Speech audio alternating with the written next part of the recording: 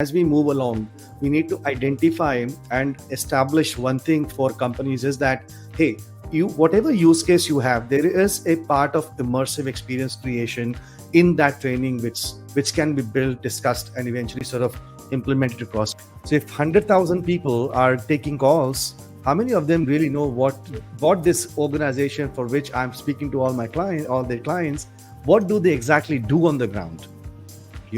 So there is definitely a use case of such an immersive experience almost in every part of the business, whether back office, frontline, and so on and so forth. Spatial training solutions, VR and MR, are going to become more and more integral in our day-to-day lives at an enterprise level.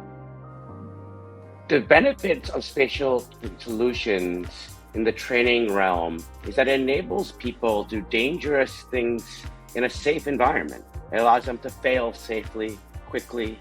It allows them to be immersed in something where they are not distracted by their phone or the next Slack message or anything. So what you see is much higher retention rates, much higher success rates when they are in the dangerous situation eventually in their lives, or when they have to work with others in those types of situations and be a leader. And so if you go forward in how you look at training, you start with, is it engaging? Because if people don't engage in it, they're not going to learn. The second layer of evaluation is, did they actually get knowledge or learn from the training? The third level is, did they apply it and make a change? And then the fourth level is, I think, what we're talking about. The fourth level is, did that change the company?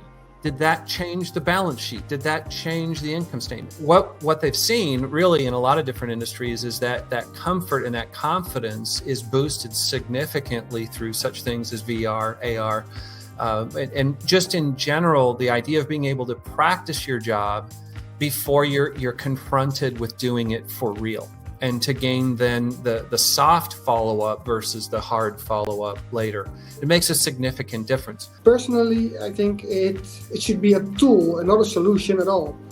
It's just a part of the entire training. So combining it with physical training or even on paper, and a part of VR, which gives you a more immersive idea of the situation, awareness, and those kind of things, instead of only VR or only on paper. Yes, you can use it in every sector you can imagine. On the other side, is it necessary to do everything in VR? And everyone is talking about return of investment, but why actually? Because there was no return of investment for us for those pieces of paper also. But it engaged the people to train in VR, and they even showed it to their family and relatives, and they said, this is my job, this is my new office.